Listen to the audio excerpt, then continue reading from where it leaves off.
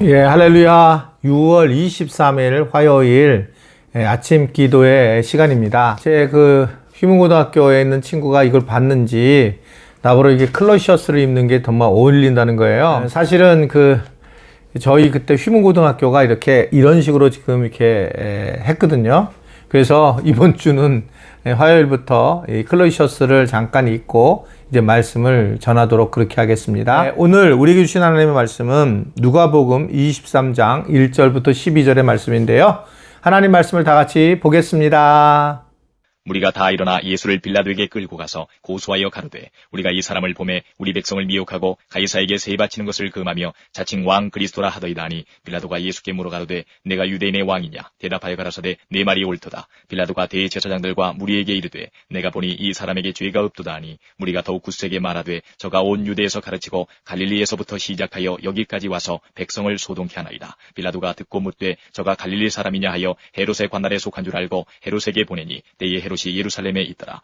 헤롯이 예수를 보고 심히 기뻐하니 이는 그의 소문을 들었으므로 보고자 한지 오래였고 또한 무엇이나 이적 행하심을 볼까 바랐던 연고로라. 여러 말로 모르나 아무 말도 대답지 아니하시니 대제사장들과 서기관들이 서서 힘써 고소하더라. 헤롯이 그 군병들과 함께 예수를 업신여기며 희롱하고 빛난 옷을 입혀 빌라도에게 도로보내니 헤롯과 빌라도가 전에는 원수이었으나 당일에 서로 친구가 되니라.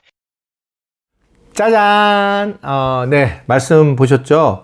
자, 오늘 이제 결국 빌라도를 예수님이 만나게 되고 또 빌라도가 이 죄를 못 찾고 나서 이걸 다시 당시 헤롯 왕에게 보내는 그런 장면이 함께 이렇게 나오게 됩니다. 실제로 한번 정리해야 될 필요성이 있는 것은 예수님은 이 십자가에 달려 돌아가시기 전에 세 사람을 만나요. 세 종류의 사람을. 하나는 대제사장을 하나 만들고 종교에서 이제 으뜸인 총회장 같은 사람이죠. 왜냐면 종교적인 죄를 범했기 때문에. 그리고 이제 두 번째가 빌라도는 이제 로마 총독이거든요. 즉 실제적으로 형사권 이렇게 실제로 이제 어떤 법을 집행할 수 있는, 왜냐면 이스라엘 백성들이 로마의 지배에 있었기 때문에 그런 모든 권리를 갖고 있는 그런 또 집정관 같은 종류가 바로 빌라도였다라고 보여지고요. 그리고 이제 토베기, 즉 분봉왕이라고 하는데 또 당시에 이스라엘을 지키는 왕이 있었을 거 아니에요. 이 왕이 헤롯 왕입니다.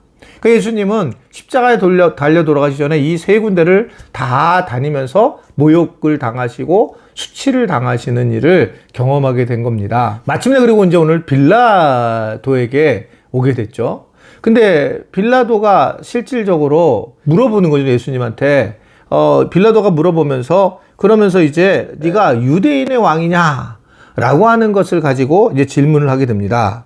그러자 오늘 3절의 말씀을 보게 되면 빌라도가 예수께 물어 이르되 내가 유대인의 왕이냐? 대답하여 이르시되 내 말이 옳도다 라고 그렇게 이제 대답을 하시는 장면이 나옵니다. 이건 되게 여러 일이 숨어 있는 거예요. 이제 왕이라고 하는 부분에 대해서는 어떻게 보면 빌라도는 그렇게 큰 와닿지 않은 거예요. 왜냐면 왕이 이미 헤롯 왕이 있는데 또 왕이 나왔다라는 것에 대해서 그렇게 의미를 두지를 않을 수 있어요. 그래서 네가 유대인의 왕이냐? 라고 물어보니까 그렇다. 그랬더니 빌라도 입장에서는 그렇다는데 한 정신 나간 사람일 수도 있고 또는 뭔가 좀 다른 사람이 진짜 왕으로 있을 수도 있는데 자기하고는 상관이 없잖아요. 만약에 로마를 위해서 공격하겠다든지 그래서 반역 무리를 만들다든지 이러면은 뭔가 좀 꼬투리를 잡을 텐데 그런 게 없는 거예요.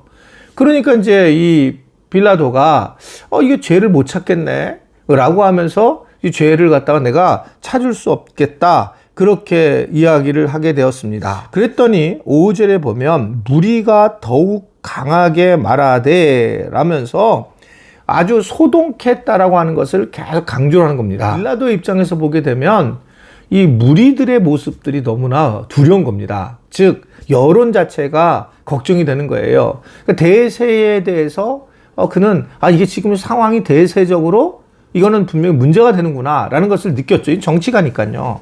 대세에 따라서 움직여야 되는 걸 알고 그는 이제 어떻게 해야 될까 고민을 하다가 이 사람이 갈릴리 사람이구나 라는 것을 알게 되면서 이 갈릴리 사람을 담당하는 분봉왕이 누군가 그랬더니 이제 헤롯 왕이니까 그 헤롯 왕에게 보내는 장면이 나옵니다. 우리가 살아가면서 때로는 대세를 따라야 될 일이 있어요. 그러나 이게 이제 정말 진리인지 아닌지에 대한 부분을 파악해야 될 때가 있다. 이렇게 볼 수 있습니다. 이게 참 진리냐, 이게 진리가 아니냐, 정말 이거는 문제가 없는데 그런 상황에 있을 때가 굉장히 많이 있어요. 예, 이게 그 부분에 대해서 이 빌라도는 어떻게 생각하면 진리를 잃어버리고 대세를 따라가는 모습들을 보이게 됩니다. 이제 교회에서도 저는 이 부분에서 목회하는데 굉장히 어려움이 있는데 어떤 교회 안에서의 여론이 있어요. 그래서 여론에 대해서 참 중시하죠, 이제는. 예전에는 잘 몰랐는데. 근데 이 중시를 하다 보니까 대세를 따르는 경우가 많이 있는 겁니다. 근데 어떤 때는 이 대세를 따르는 것이 좋은 일일지 모르지만, 이 신앙적으로 정말 이건 바른 건데, 바르게 가야 되는 건데, 라고 그렇게 생각할 때가 많이 있어요. 저는 지금도 제가 확신하는 거는, 교회라고 하는 데는 모이는 쪽으로만 달려가서는 안 되고 실질적으로 그 예배를 드리는 그런 것들을 물론 교회에서 하지만 그러나 실질적으로 교회가 어디에 그 중심을 두고 도와줘야 되냐면 가정을 도와줘야 된다라고 저는 확신하고 있어요. 가정을 도와서 가정에서 가정 예배자들로 세워지고 그들이 아이들을 훈련시키고 이래야 되는데 사실은 많은 분들이 그냥 교회에다가 맡기고 2시간 정도 교회에다가 아이들을 맡기고 뭔가 그 아이들의 변화시키는 것을 요구를 하는 경우가 참 많이 있습니다. 그런데 그게 절대 시간적으로나 상황적으로 그렇지 않습니다. 그 부모가 자녀를 잘 가르치고 영적으로 훈련시키는 게 너무 당연해요. 그러면 그럼 그게 안 되느냐? 제가 볼 때는 부모가 부모 역할을 잘 못하는 거예요, 자녀들한테. 그러니까 자꾸 교회에다가 넘기려고 하는 겁니다. 부모의 관계, 자녀들과의 관계가 잘 이루어지지 않는 거예요. 그러니까 이번에 이제 저희가 그 절기 그 특세 때 원래는 다음 세대 특세로 이렇게 진행을 하다가 이제 못하게 돼서 저녁에 이제 8시부터 9시까지 슬기로운 OM 생활, 이제 이렇게 진행을 해서 가정 예배를 이제 드리게 되는데, 가르쳐 드리려고 하는데, 그러다가 맨 처음에 이 가정 예배만 쭉 설명하려고 하다가 제가 이렇게 생각해 보니까, 결국은 대화하는 방식이 좀 어려울 것 같다. 그래서 아이들과 대화하는 방법을, 어떻든 가르쳐 주는 것이, 이게 가장 큰 도움이 될 것 같다. 이 가정 예배 때. 그래서 교회는 가정 예배를 돕기 위해서 대화 훈련을 시킬 거라고 하는 겁니다. 예를 들면 그런 거예요. 그런 게 나는 바르다고 보이는 겁니다.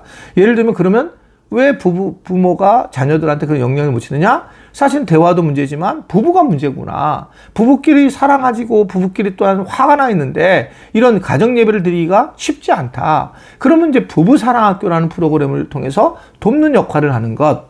뭐 이런 것이 저는 바르다고 보여지는데 이런 것에 대해서 막 거부감이 있는 분들도 꽤 많이 있어요. 부부들에 대한 그 어려움이 있는 경우.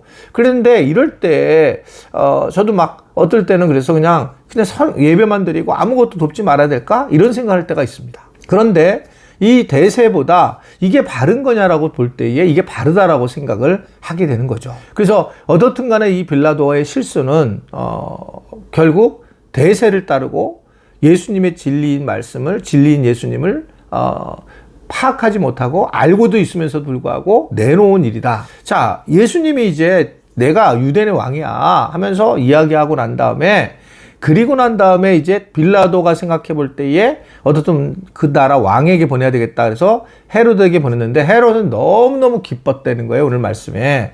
만나고 싶었다. 굉장히 악한 마음이 있었던 거예요. 왜냐면 자기가 왕인데 왕이라고 하는 사람이 또 왔으니까.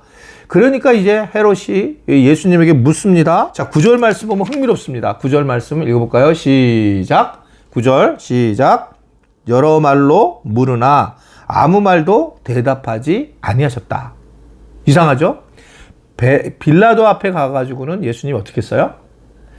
네가 유대인의 왕이냐? 바로 그러다.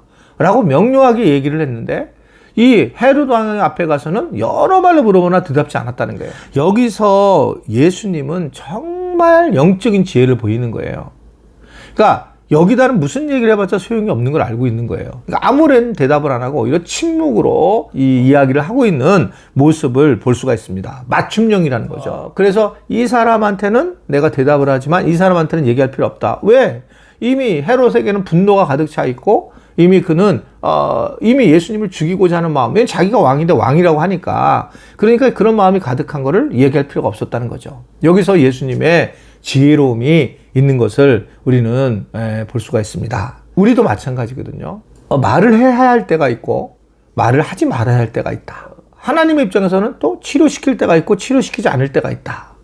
그러니까 결국 지혜라고 하는 것은 늘 동일하게 가는 게 아니라 상황에 맞춰서 우리가 이것을 잘 파악하고 나아가고 그것을 풀어나가는 거라고 하는 생각을 하게 됩니다. 뭐 특히 저희가 문제가 있어요. 저는 이제 목회자로서 나이가 더 먹어가면서 이제 중견 목회자가 되면서 자꾸 말이 많아지는 거예요.